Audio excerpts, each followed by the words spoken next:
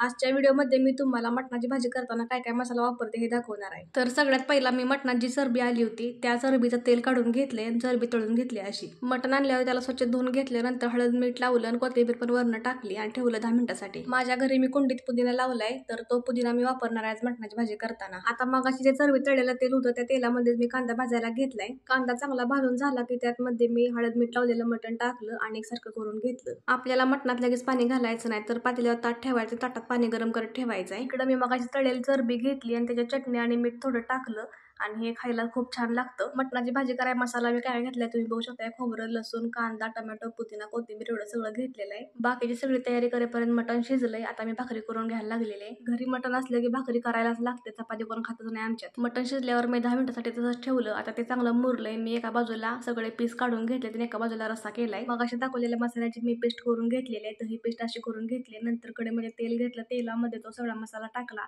मसाला चांगला भाजला की त्यामध्ये चटणी टाकली 4 चमचे। मसाला चांगला तेल सुटेपर्यंत परतून घेतला की त्यातला थोडा मसाला रश्यामध्ये टाकला मी आणि राहिलेल्या मसाल्यामध्ये मटणाचे पीस टाकले आणि त्याचं सुक्क करून घेतलं। माझ्याकडे जास्त वेळ नव्हता म्हणून मी एकदाच मसाला भाजला आणि त्यात सुक्क पातळ करून घेतलं। सुक्क मटण करताना मी अळणी पाणी पण थोडं घातलं होतं, ते सगळं पाणी आटवलं। आता हे सुक्क मटण माझं तयार झाले आणि इकडे रस्सा पण तयार करून झालाय। तर तुम्हाला माझा आजचा व्हिडिओ कसा वाटला मला कमेंट करून नक्की सांगा। हा व्हिडिओ भरपूर शेअर करा।